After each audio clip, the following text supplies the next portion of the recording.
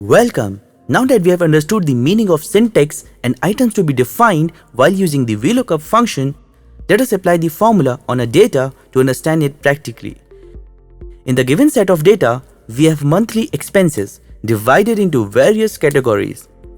We'll select two expenses out of the data, movie and house rent, and we'll use the VLOOKUP formula to fetch the category and amount against them. Let us first fetch the category of expenses for movie.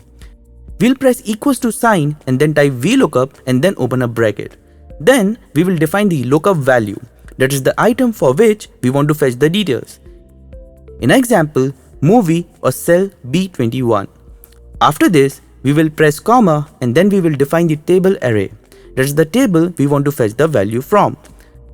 After this, we will put comma and we will define the column index number, that is the number of the column from which we want to fetch the value from.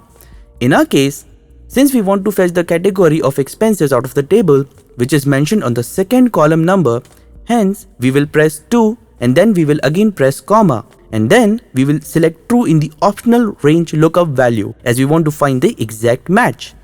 Then we will close the bracket and press enter. As we can see, we have fetched the category of expenses, that is entertainment, against movie. Now we will simply paste this formula on cell C22 to find the category of expenses against house rent. Now we want to fetch the amount of expenses for movie and house expenses.